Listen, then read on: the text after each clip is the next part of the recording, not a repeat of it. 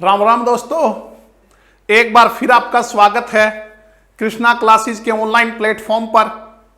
हमारी जो daily current affair Haryana GK की जो क्लास चली उसमें आपका स्वागत है बच्चों। तो बच्चों, आज आप जानते हो 23 सितंबर है और 23 सितंबर में को जो है हरियाणा में कौन सा दिवस मनाया जाता है, आपको कमेंट करके बताना है कि 23 सितंबर को हरियाणा में कौन सा दिवस जो है वो मनाया जाता है, ठीक है, और किसकी याद में मनाया जाता है। तो बच्चों, अपने कॉपी पेन तैयार रखिए और जो भी इंपॉर्टेंट फैक्ट्स हैं, अपने नोट्स जो हैं वो बढ़ाते रहिए, ताकि जो है बार बार आपको वीडियो देखने की जरूरत ना पड़े और उन्हें बार बार आप रिवाइज करते रहिए। तो बच्चों, शुरू करते हैं आज की क्लास। देखिए हमारा पहला क्वेश्चन। तो हमारा जो पहला क्वेश्चन है वो बच्चों, लॉकडाउन में भारतीय जनता पार्टी लॉकडाउन में भारतीय जनता पार्टी द्वारा किए गए जन सेवा के कामों पर बनी कौन सी डिजिटल पुस्तक, जिसको आप ई बुक भी कह सकते हो, का लोकार्पण मुख्यमंत्री श्री मनोहर लाल और भाजपा के प्रदेशाध्यक्ष श्री ओम प्रकाश धनखड़ ने चंडीगढ़ स्थित कार्यालय में किया।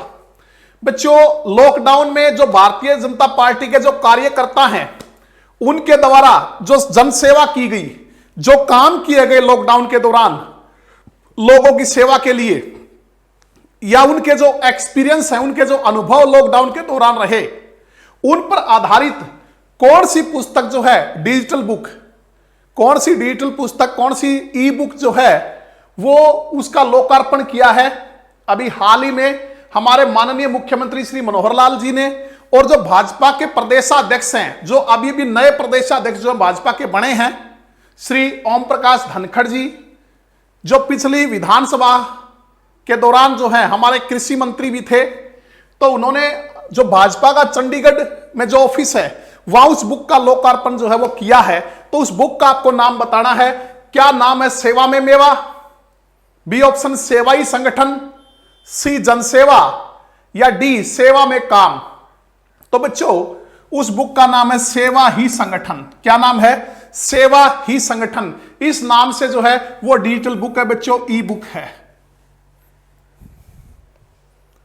तो बच्चों, भारतीय जनता पार्टी द्वारा तैयार की गई इस ई बुक में भाजपा कार्यकर्ताओं द्वारा कोरोना के समय लगे लॉकडाउन में किए गए जन सेवा के कामों और कार्यकर्ताओं के अनुभवों का संकलन किया गया है।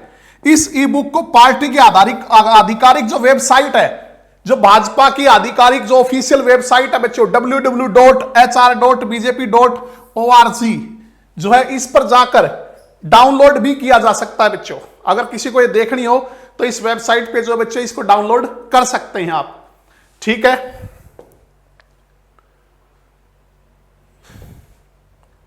तो बच्चों, ये हमारे माननीय मुख्यमंत्री श्री मनोहर लाल जी किस विधानसभा क्षेत्र से हैं? करनाल से हैं, ठीक है। उम्र 66 वर्ष है, संपत्ति 1.2 करोड़ की है। कौन कौन से डिपार्टमेंट इनके पास है? सबसे पहले फाइनेंस, वित्त मंत्री जो है स्वयं है बच्चों। हरियाणा के इतिहास में पहली बार ऐसा हुआ किसी मुख्यमंत्री ने वित्त मंत्रालय जो है स्वयं के पास रखा है। सिंचाई एवं जल संसाधन मंत्रालय भी इन्हीं के पास है, यानी कि हमारे सिंचाई मंत्री भी कौन है? Shri Manohar Lal ji. Town country planning and urban estates वो भी इन्हीं के पास है। सामान्य प्रशासन जो है वो भी इन्हीं के पास है बच्चों। सूचना जनसंपर्क और भाषा जो मंत्रालय वो भी इन्हीं के पास है। न्यायिक प्रशासन भी इन्हीं के पास है। सूचना प्रौद्योगिकी जो है वो भी इन्हीं के पास है बच्चों। आवास मंत्रालय, योजना मंत्रालय, वास्तुकला, लोक स्वास्थ्य अभियांत्रिकी, पर्यावरण एवं जलवायु परिवर्तन मंत्रालय भी इन्हीं के पास है। और वह सभी विभाग जो अन्य किसी मंत्री को नहीं दिए गए वो सारे इनके पास है बच्चों। सीआईडी भी जो है बच्चों वो किनके पास है? वो हमारे माननीय मुख्यमंत्री श्री मनोहर लाल जी के अंडर में आती है। और हमारे गृह मंत्री कौन है? श्री अनिल विज जी, ठीक है। तो बच्चों, ये हैं भाजपा के जो प्रदेशाध्यक्ष है वर्तमान में श्री ओम प्रकाश धनखड़, जो पहले क्या थे पिछली विधानसभा में जो है वो हमारे कृषि मंत्री भी थे। तो बच्चों, मैंने आपसे पूछा था, कमेंट करने के लिए बताया था कि आज 23 सितंबर है और 23 सितंबर को जो हरियाणा कौन सा दिवस जो मनाता है वो मैंने आपको कमेंट करके बताने को कहा था। और किसकी जो याद में वो मनाया जाता है, तो बच्चों आज शहीदी दिवस है। तो हरियाणा शहीदी दिवस जो है वो 23 सितंबर को मनाया जाता है। किसकी याद में? राव तुलाराम जी की याद में। राव तुलाराम पे स्पेशल जो हम डिस्कस करेंगे इसी चैप्टर में, लास्ट इसी क्लास में जो है लास्ट में बच्चों, ठीक है। तो आगे चलते हैं नेक्स्ट क्वेश्चन। हरियाणा सरकार ने मार्केट फीस और ग्रामीण विकास शुल्क कितने कितने प्रतिशत कम किए हैं? हरियाणा सरकार ने जो आड़ती एसोसिएशन है उससे चर्चा करके, उससे डिस्कशन करके, उनसे जो बातचीत करके बच्चों मार्केट फीस और ग्रामीण विकास शुल्क जो है वो कितने कितने प्रतिशत कम किए हैं? तो बच्चों वो किए 2% कम। मार्केट फीस भी 2% जो घटाई है और ग्रामीण विकास शुल्क भी जो है 2% घटाया है बच्चों, ठीक है। हरियाणा सरकार ने आड़ती एसोसिएशन से बातचीत करके जो है मार्केट फीस 2% कम की है और ग्रामीण विकास शुल्क भी जो है 2% कम किया है। और साथ में जो बच्चों किसान के लिए एक विकल्प भी दिया है कि वो चाहें तो पेमेंट डायरेक्ट ले सकते हैं और चाहे तो आड़तियों के थ्रू जो है वो अपनी पेमेंट जो है ले सकते हैं। इसके अलावा साथ ही अगर हम कहें केंद्र सरकार की बात करें तो उन्होंने सितंबर के महीने में ही जो रबी की फसल है बच्चों, 6 फसलें, उनके लिए जो है न्यूनतम समर्थन मूल्य जो घोषित कर दिया है।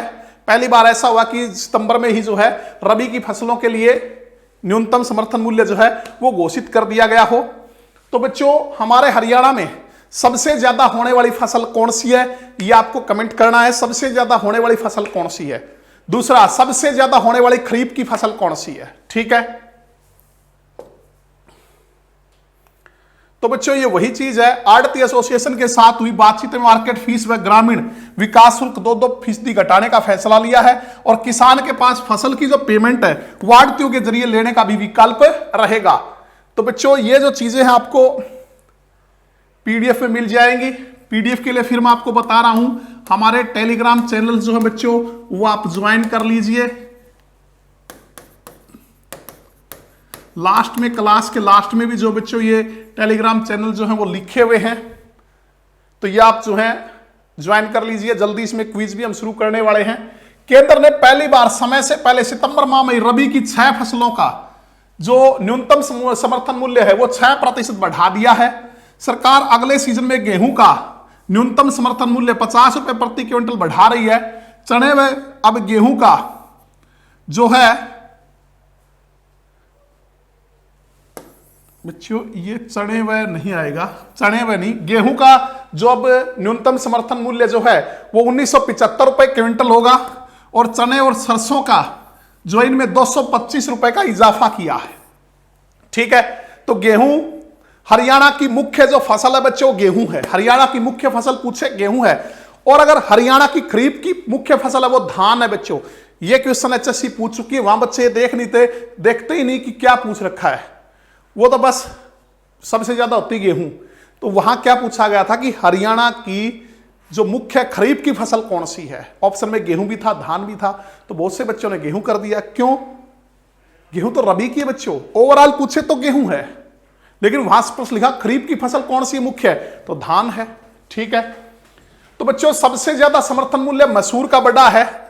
मसूर आपने सुना होगा, दाल होती है एक प्रकार की, उसका समर्थन मूल्य जो सबसे ज्यादा बढ़ा है। गेहूं का कितना बढ़ा है? 50 रुपए प्रति क्विंटल। अब गेहूं का जो न्यूनतम समर्थन मूल्य कितना होगा? 1975 रुपए क्विंटल। और चने और सरसों में भी कितना? 225 रुपए की बढ़ोतरी हुई है। और बाकी जो है अगर हम बात करें सबसे ज्यादा जो है वो किसका बढ़ा है? मसूर का। तो बच्चों ये है सबसे ज्यादा समर्थन मूल्य जो मसूर का बढ़ा है बच्चों, ठीक है। ये उपज है आपकी, ये नए उनके समर्थन मूल्य न्यूनतम और ये बढ़ोतरी है। गेहूं 1975 कितनी बढ़ोतरी? 50 की। चना 5100 न्यूनतम समर्थन मूल्य है, 225 की बढ़ोतरी। जो 1675 की बढ़ोतरी। मसूर जो 5100 कितने की बढ़ोतरी? 300 की। सरसों 6450 225 की बढ़ोतरी। चना और जो सरसों में जो है 225 है। और कुसुम यानी कि फूल 5327 112 की बढ़ोतरी। तो बच्चों आगे चलते हैं, नेक्स्ट क्वेश्चन हमारा। पल्स पोलियो अभियान के तहत प्रदेश में लगभग कितने बच्चों को पोलियो की दवा जो है वो पिलाई जाएगी? बच्चों, जो उपराष्ट्रीय पल्स पोलियो अभियान है उसका पहला दौर शुरू हो चुका है और उस पहले दौर के तहत हरियाणा के 13 जिलों में जो कंटेनमेंट जोन है बच्चों, उनको भी शामिल किया है। वहां भी पल्स पोलियो की जो दवाई बच्चों को पिलाई जाएगी। कितने बच्चों को? तो ये पिलाई जाएगी लगभग 6.3 लाख बच्चों को। ठीक है, लगभग 6.3 लाख बच्चों को। स्वास्थ्य विभाग ने उच्च जोखिम वाले क्षेत्रों उपराष्ट्रीय टीकाकरण प्लस पोलियो अभियान 2020-21 के पहले दौर की शुरुआत की है। कहां शुरुआत की? उच्च जोखिम वाले क्षेत्रों में उपराष्ट्रीय टीकाकरण प्लस पोलियो अभियान की 2020-21 की जो है दौर, वो पहले दौर की शुरुआत हो चुकी बच्चों। 13 जिलों के कंटेनमेंट क्षेत्रों को शामिल किया गया है। 13 जिलों के जो कंटेनमेंट जोन है बच्चों, उनको शामिल किया गया है। लगभग 6.3 लाख बच्चों को प्लस पोलियो की दवाई जो है वो पिलाई जाएगी। बच्चों, पोलियो मुक्त स्थिति बनाए रखने के लिए पहले चरण में अंबाला, फरीदाबाद, गुरुग्राम, झज्जर, करनाल, मेवात जिसका वर्तमान नाम नूह है, पंचकुला, पानीपत, रोहतक, सोनीपत और यमुनानगर में बूथ गतिविधियां की गई। जिलों में लगभग 500 क्षेत्र पर्यवेक्षक तथा एनपीएसपी WHO के अलावा प्रत्येक जिले में 5-6 जिला पर्यवेक्षकों द्वारा भी स्वतंत्र मॉनिटरिंग की जा रही है। तो कितने बच्चों को? लगभग 6.3 लाख बच्चों को जो है बच्चों वो क्या है, प्लस पोलियो की दवाई पिलाई जाएगी। तो अगला हमारा क्वेश्चन है बच्चों, हाल ही में हरियाणा सरकार ने किस अधिनियम में बदलाव कर पूरे प्रदेश में जो है 8वीं की बोर्ड की परीक्षा आयोजित करने का फैसला लिया है? तो आप जानते हैं बच्चों, वर्तमान में हमारे प्रदेश में जो हरियाणा शिक्षा बोर्ड है भिवानी, कब गठन हुआ था ये आपको जो है कमेंट करके बताना है। कहां गठन हुआ था कमेंट करके बताना है। चेयरमैन कौन है ये भी कमेंट करके बताना है। तो हरियाणा बोर्ड में जो वर्तमान में जो 10वीं और 12वीं की कक्षाएं ही बोर्ड की होती बच्चों, पहले 8वीं भी बोर्ड की होती थी। अंतिम बार 8वीं जो बोर्ड की 2010 में एग्जाम लिया गया था बोर्ड का, तो लगभग 10 साल का अंतराल हो गया तब से जो है 8वीं क्लास का जो बोर्ड बंद है बच्चों। ठीक है, तो अब इस सरकार ने इसी सत्र से 2020-21 से 8वीं क्लास की बोर्ड की परीक्षा जो वो शुरू की है। तो उसी के बारे में पूछ रहा है कि हाल ही में हरियाणा सरकार ने किस अधिनियम में बदलाव कर पूरे प्रदेश में 8वीं की बोर्ड परीक्षा आयोजित करने का फैसला किया है? तो ये बच्चों हरियाणा निःशुल्क एवं अनिवार्य बाल शिक्षा का अधिकार अधिनियम 2011। पहले यह लागू था बच्चों, हरियाणा निःशुल्क एवं अनिवार्य बाल शिक्षा अधिकार अधिनियम 2011 यह था बच्चों। इसके तहत जो है 8वीं की बोर्ड की परीक्षा जो है वो बंद की गई थी। अब इसमें बदलाव करके, इसमें संशोधन करके 8वीं की जो बोर्ड की परीक्षा उसको दोबारा जो है वो शुरू किया गया है। तो अंतिम बार 8वीं की बोर्ड की परीक्षा कब हुई थी ये भी ध्यान रखना, 2010 में हुई थी बच्चों, लगभग 10 साल पहले हुई थी। तो मैंने आपसे पूछा था हरियाणा विद्यालय शिक्षा बोर्ड के बारे में। हरियाणा विद्यालय शिक्षा बोर्ड भिवानी की ओर से इसी शैक्षिक सत्र 2020-21 से 8वीं बोर्ड परीक्षा आयोजित कराई जाएगी। बोर्ड अध्यक्ष डॉक्टर जगबीर सिंह और सचिव कौन है? सेक्रेटरी राजीव प्रसाद। ठीक है, इन्होंने बताया हरियाणा सरकार के निर्देशों के अनुसार हरियाणा निःशुल्क एवं अनिवार्य बाल शिक्षा का अधिकार अधिनियम 2011 में बदलाव कर पूरे प्रदेश में 8वीं की बोर्ड की परीक्षा आयोजित कराई जाएगी। ठीक है बच्चों, ये हमारा हरियाणा विद्यालय शिक्षा बोर्ड जिसका गठन हुआ था 3 नवंबर 1969 को, 1969 को कहां हुआ था? चंडीगढ़ में। फिर जो 1981 में कहां स्थानांतरित हो गया था? भिवानी में। चेयरमैन जो है डॉक्टर जगबीर सिंह जो इसके चेयरमैन है बच्चों। ठीक है, कर लोगे?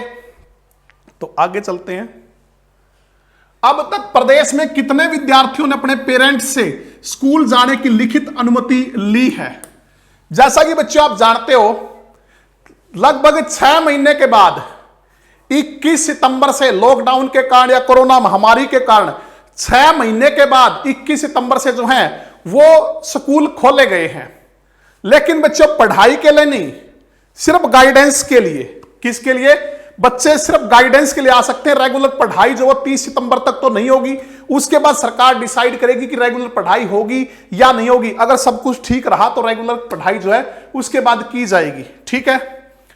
इसके अलावा बच्चे जो स्कूल आए उन्हें ग्रुप्स में बुलाया गया, अलग अलग ग्रुपों में बांटकर, और जो उनका एंट्री गेट था वहां पे उनकी थर्मल स्क्रीनिंग की गई। अगर किसी का टेंपरेचर ज्यादा तो उसको वापस घर जो है वो भेज दिया गया, और कक्षा में भी सोशल डिस्टेंसिंग का ध्यान रखा गया।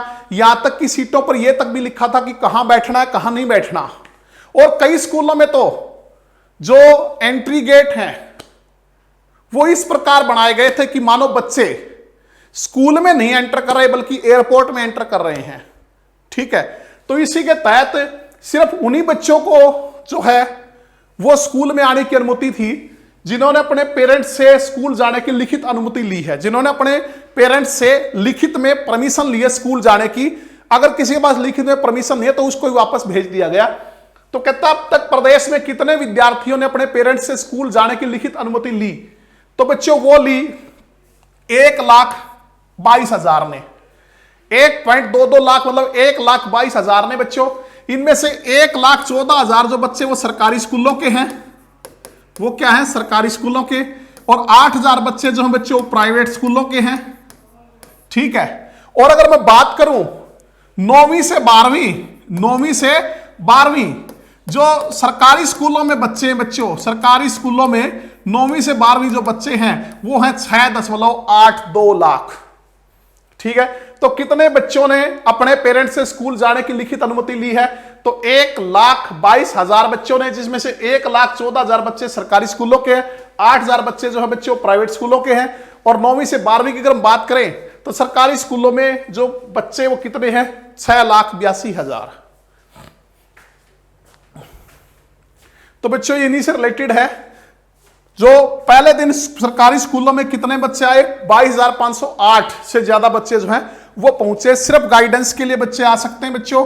पढ़ाई रेगुलर नहीं होगी 30 तारीख तक, 30 सितंबर तक जो है रेगुलर पढ़ाई नहीं होगी, सिर्फ गाइडेंस के लिए बच्चे आ सकेंगे।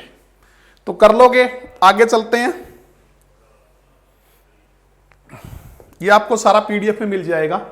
हाल ही में किसे सीआईडी का एडीजीपी नियुक्त किया गया है?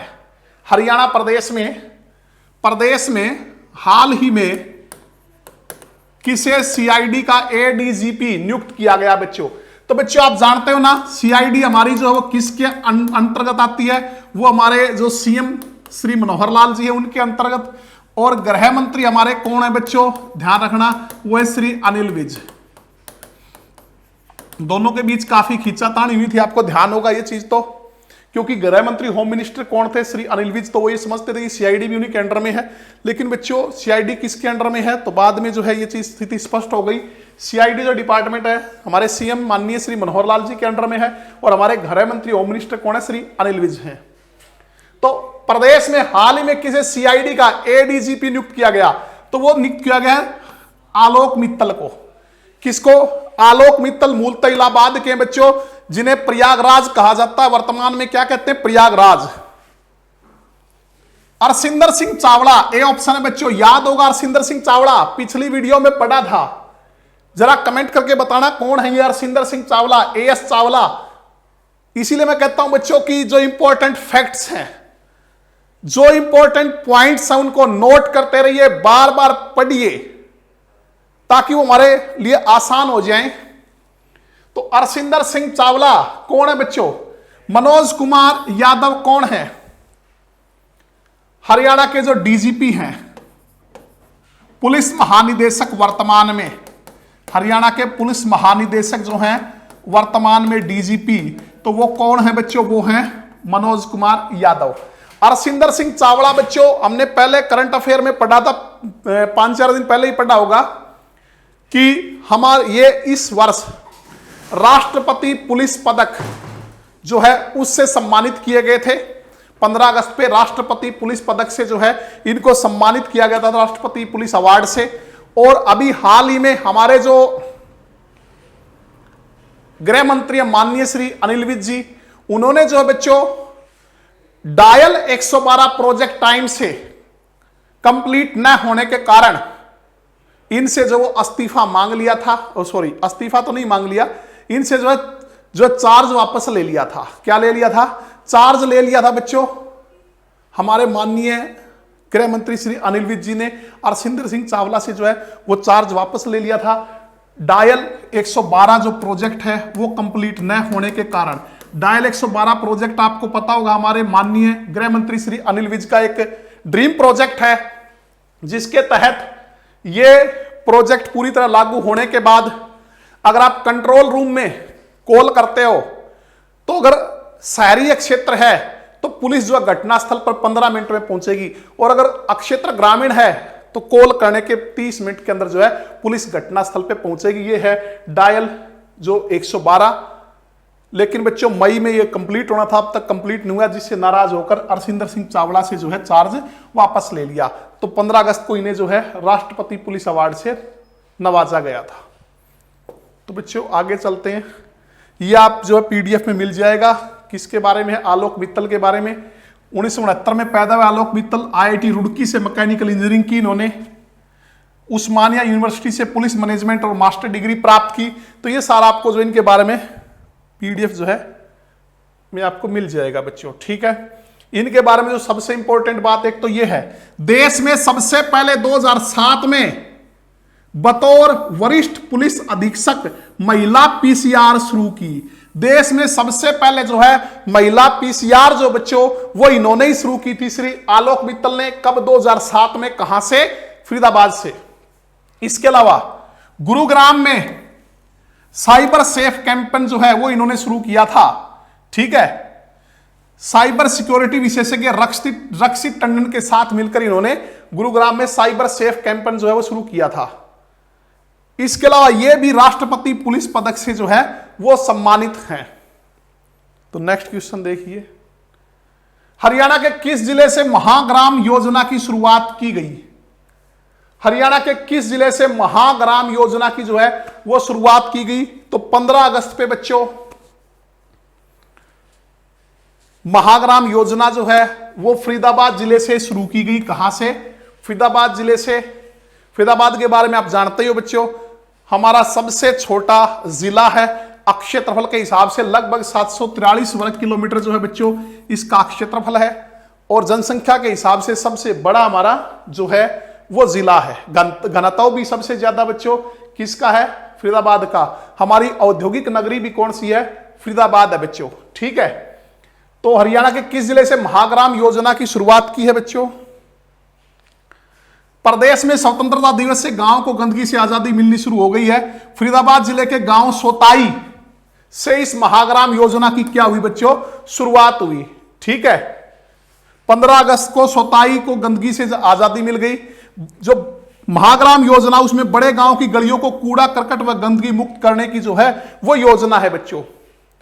इसके अलावा हमने पीछे वीडियो में पढ़ा था कि हाल ही में हमारे माननीय उप मुख्यमंत्री श्री दुष्यंत चौटाला ने, जो उनका पैतृक गांव है चौटाला, उसको जो है महाग्राम योजना के तहत जो विकसित करने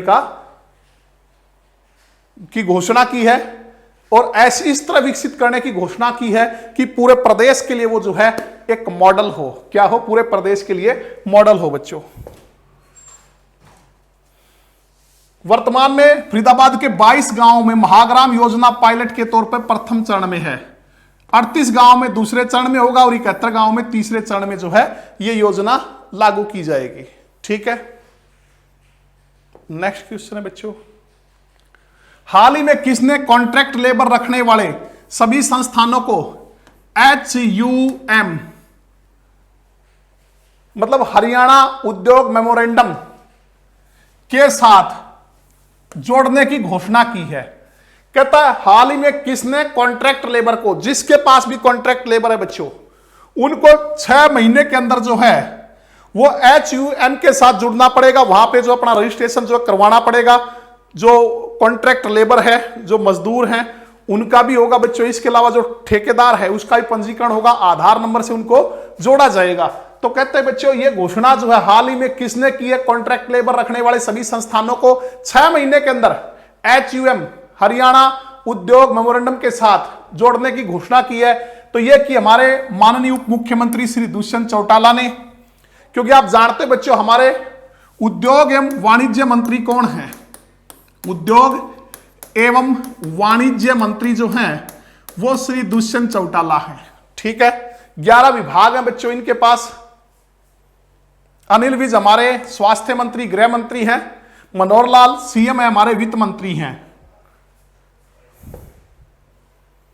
सभी संस्थानों को HUM से जुड़ने के बाद कॉन्ट्रैक्ट लेबर के तौर पे काम करने वाले सभी श्रमिकों को ESI यानी कि इंप्लॉइज स्टेट इंश्योरेंस तथा EPF यानी कि इंप्लॉइज प्रोविडेंट फंड का पूरा लाभ मिलेगा। HUM हरियाणा उद्योग मेमोरेंडम में हर ठेकेदार और संस्थान को पंजीकरण कराना अनिवार्य होगा। यह कार्य 6 महीने के अंदर पूरा किया जाएगा। कितने के अंदर? 6 महीने के अंदर पूरा होना चाहिए बच्चों। 6 महीने में कॉन्ट्रैक्ट लेबर रखने वाले संस्थानों के पास HUM नंबर होना जरूरी है, जिसके अंतर्गत ठेकेदारों और श्रमिकों का पंजीकरण उनके आधार नंबर के साथ किया जाएगा। प्रदेश में अब तक कॉन्ट्रैक्ट लेबर 1970 के तहत 427 संस्थानों ने पंजीकरण जो है वो कराया बच्चों। कितने संस्थानों ने? 427 संस्थानों ने रजिस्ट्रेशन करवाया है। ये हमारे माननीय उप मुख्यमंत्री श्री दुष्यंत चौटाला जी हैं, जो JJP से आते हैं। ऊंचाना कला इनका विधानसभा क्षेत्र जो है बच्चों। इनके जो डिपार्टमेंट, राजस्व में आपदा प्रबंधन, रेवेन्यू एंड डिजास्टर मैनेजमेंट, आबकारी और कराधान, एक्साइज एंड टैक्सेशन, चकबंदी भी इन्हीं के पास है। पुनर्वास भी जो है बच्चों इन्हीं के पास है। लोक निर्माण, पिछली वीडियो में पढ़ा था, भवन व सड़कें इन्हीं के पास है। नागरिक उड्डयन विभाग, हमारे नागरिक उड्डयन मंत्री भी यही है। खाद्य आपूर्ति मामले भी इन्हीं के पास हैं। श्रम एवं रोजगार भी, विकास एवं पंचायत भी इन्हीं के पास है बच्चों। उद्योग एवं वाणिज्य भी जो है वो इन्हीं के पास है। नेक्स्ट क्वेश्चन है, हरियाणा के किस जिले के RPF रेलवे प्रोटेक्शन फोर्स के प्रभारी बिरबल कुमार को RPF में 2 बार IG अवार्ड से सम्मानित किया जा चुका है। ठीक है, हरियाणा के किस जिले के RPF रेलवे प्रोटेक्शन फोर्स के प्रभारी बिरबल कुमार को RPF में 2 बार जो IG अवार्ड से सम्मानित किया जा चुका है? तो ये बच्चों हिसार के प्रभारी हैं। मूलतः हांसी से हैं। मूलतः कहां से हैं? हांसी से हैं बच्चों। ठीक है, तो अगर हम इनकी बात करें तो सबसे पहले जो है ये 1986 में सेना में जो है हवलदार के तौर पे नियुक्त हुए थे। उसके बाद 1995 में जम्मू कश्मीर में जब इनकी पोस्टिंग थी तो वहां आतंकवादियों के साथ अपनी जान पे खेलकर 3 आतंकवादियों को जो है जिंदा पकड़वाने में जो है इन्होंने बड़ी अच्छी भूमिका निभाई थी। 2001 में रिटायर हो गए। 2009 में फिर जो है RPF ज्वाइन कर लिया और यहां जो है बच्चों इनको 2 बार जो है IG अवार्ड से सम्मानित किया जा चुका है। ये जो बड़े जबरदस्त पर्यावरण हितैषी हैं, जहां भी इनकी नियुक्ति होती है वहीं जो रेलवे स्टेशन के आसपास का जो क्षेत्र है उसको ये हरा भरा करने की ठान लेते हैं। तो हिसार में अभी नीम, अशोक आदि जो वृक्ष हैं बच्चों वो स्टेशन के आसपास जो इन्होंने लगाए हैं। 200 से ज्यादा पौधे जो है ये लगा चुके हैं। तो ये प्रभारी बिरबल कुमार जो हैं वो हरियाणा के किस जिले के प्रभारी हैं? RPF प्रभारी वो है हिसार, जिसे मैग्नेट सिटी कहते हैं, जिसे स्टील सिटी कहते हैं, जिसे इस्पात नगरी कहते हैं, फिरोजा नगरी कहते हैं। हिसार है फिरोजा, जो पुराना नाम है इसुयार था बच्चों। ठीक, गुजरी महल के लिए प्रसिद्ध है। इसके अलावा बच्चों अगर हम बात करें जहाज कोठी जो है उसके लिए प्रसिद्ध है। इसके अलावा 40 हाफिज का मकबरा जो है वो भी बच्चों कहां है? हिसार में है 40 हाफिज का मकबरा। ठीक है, तो हिसार जो है वो 1 नवंबर 1966 को हरियाणा के गठन के समय जो है वो गठित हुआ था। वर्तमान में इसका क्षेत्रफल जो है उस टाइम ये सबसे बड़ा जिला था। अब इसका जो क्षेत्रफल 3983 वर्ग किलोमीटर है। तो बच्चों ये है बिरबल कुमार के बारे में, तो ये आपको PDF में मिल जाएगा। अगला बच्चों, जल शक्ति मंत्रालय ने हरियाणा के किस जिले में ODF प्लस में देश के टॉप 10 जिलों में चुना है? कहता जल शक्ति मंत्रालय, बड़ी अच्छी बात है बच्चों। जल शक्ति मंत्रालय द्वारा और दूसरा बड़ा इंपॉर्टेंट क्वेश्चन आगामी एग्जाम के लिए, कहता जल शक्ति मंत्रालय हरियाणा के किस जिले को ओडीएफ प्लस, तो बच्चों ओडीएफ प्लस की फुल फॉर्म आप जानते होंगे, ओपन डेफिकेशन फ्री, ओपन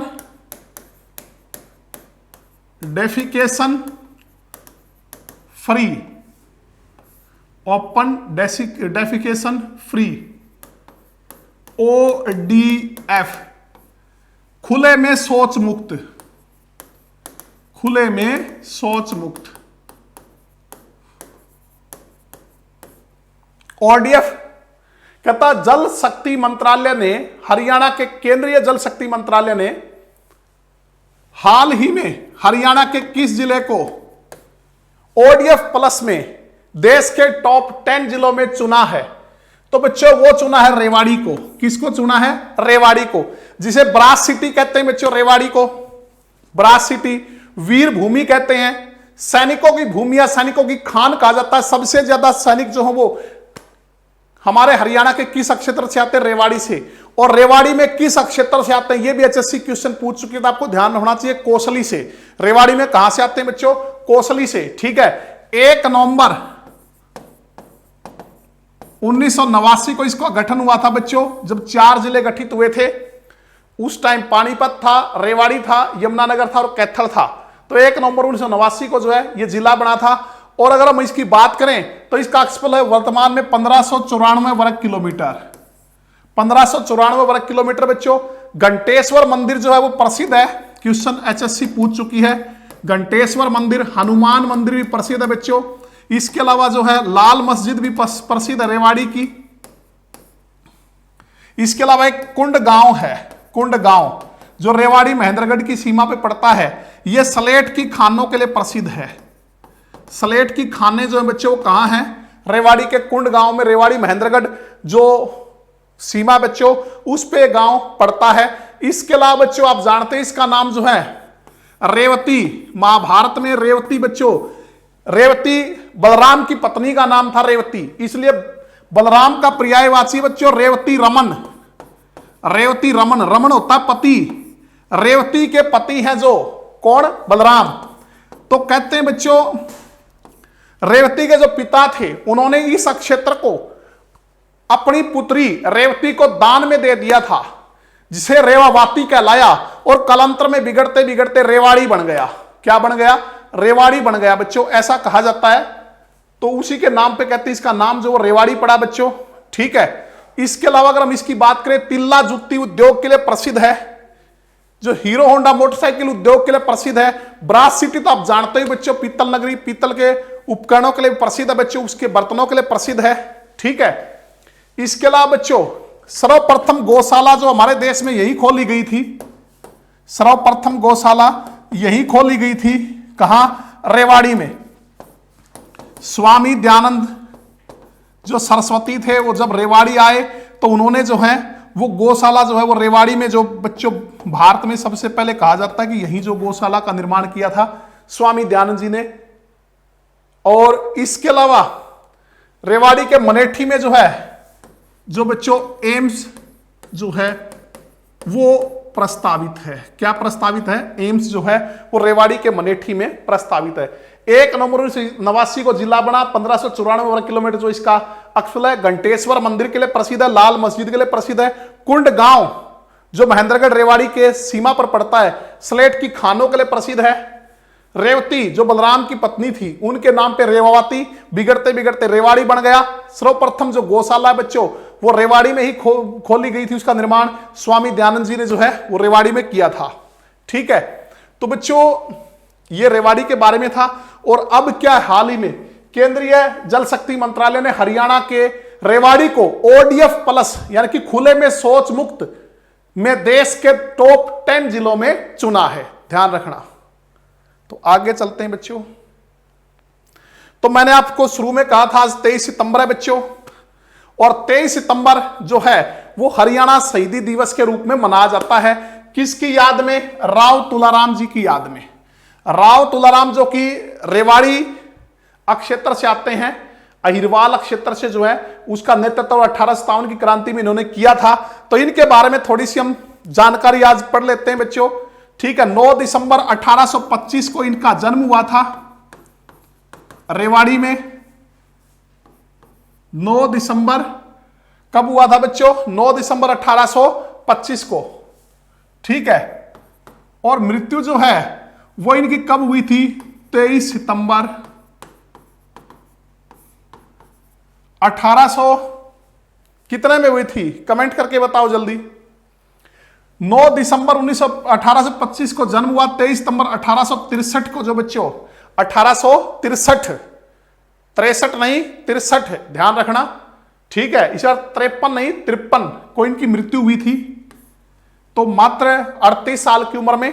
तो इन्हीं की याद में 23 सितंबर जो वो किसके रूप में मनाया जाता है? हरियाणा शहीदी दिवस के रूप में मनाया जाता है। तो चलिए पढ़ते हैं हम राव तुलाराम जी के बारे में। तो बच्चों ये है राव तुलाराम।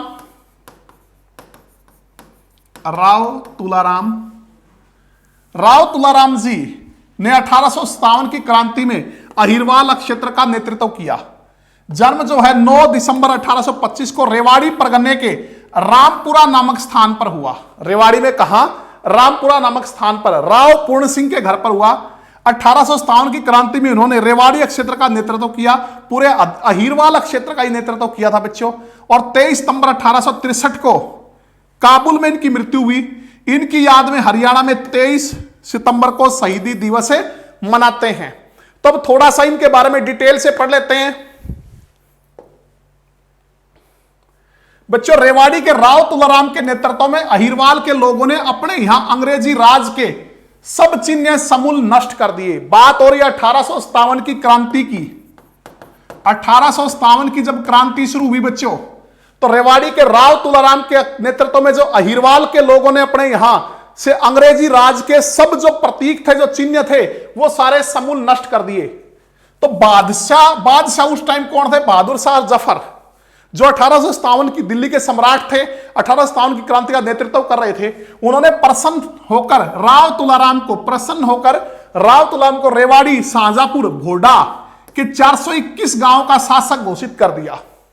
ठीक है, 1857 की क्रांति में राव तुलाराम के नेतृत्व में अहिरवाल के जो लोग थे, उन्होंने अपने यहां से अंग्रेजी राज के सारे जो प्रतीक थे, जो चिन्ह थे, वो समूल नष्ट कर दिए, जिससे प्रसन्न होकर उस टाइम जो दिल्ली के सम्राट थे, जो 1857 की क्रांति में भारत का नेतृत्व कर रहे थे, बादशाह बहादुर शाह, उन्होंने राव तुलाराम को रेवाड़ी, शाहजहांपुर, भोडा के 421 गांव का शासक घोषित कर दिया। तुलाराम ने दिल्ली क्रांतिकारियों की भी सहायता की। जो दिल्ली के क्रांतिकारी थे बच्चों 1857 की क्रांति में, उनकी बहुत सहायता की। क्या की? उस समय जब वहां रुपए की, पैसे की बेहद तंगी थी, उन्होंने बादशाह की सेवा में 45,000 रुपए भेजे। उस टाइम क्रांतिकारियों की सहायता के लिए उन्होंने 45,000 रुपए जो है बादशाह की सेवा में भेजे। और बारूद बांटने के लिए गंधक भेजा। क्या भेजा? बारूद बांटने के लिए गंधक भेजा। अनाज की कमी पड़ी, 43 गाड़ी अनाज जो है और कई अन्य चीजें भी दिल्ली भिजवाई। क्रांतिकारियों की मदद के लिए इन्होंने क्या किया? 45,000 रुपए भेजे दिल्ली के क्रांतिकारियों की मदद के लिए। बारूद बांटने के लिए गंधक भेजा और अनाज की कमी हुई तो 43 गाड़ी जो अनाज है और अन्य कई चीजें दिल्ली भिजवाई। राव की सेनाएं उनके चचेरे भाई राव किशन सिंह के नेतृत्व में जो है वो लड़ रही थी। उनका चचेरा भाई जो है वो राव किशन सिंह था, वो उनकी सेना का नेतृत्व कर रहा था। 16 नवंबर 1857 को नारनौल के बाहरी इलाकों में नसीबपुर के मैदान में अंग्रेजों के खिलाफ लड़ाई जो है इन्होंने लड़ी। बच्चों शुरू में राव तुलाराम का पलड़ा भारी था, लेकिन बाद में जो है अंग्रेज जो हैं वो क्या हुए? वो सफल हुए इसको दबाने में। और उस टाइम तक फिर जो दिल्ली में भी जो है वो हार हो गई थी क्रांतिकारियों की। तो ये जो रेवाड़ी छोड़कर कहां निकल गए? राजस्थान निकल गए। ठीक है, तो नारनौल की लड़ाई के बाद राव तुलाराम राजस्थान चले गए। दिल्ली की पराजय के बाद ब्रिगेडियर शाहवर्ष रेवाड़ी पहुंचा। ठीक है, तो बच्चों दिल्ली हार चुकी थी। उसके बाद जो अंग्रेजों का ब्रिगेडियर था शाहवर्ष, वो कहां पहुंचता? रेवाड़ी। तो राव तुलाराम वहां से जा चुका था। क्यों? वास्तव में दिल्ली के पतन के बाद रेवाड़ी रामपुरा के कच्चे किले में बैठकर तोपखाने और भारी हमले के साथ आए सारवस का मुकाबला करने में तुलाराम को कोई औचित्य नजर नहीं आया। अतः उसने बिना लड़े ही रेवाड़ी छोड़ दी।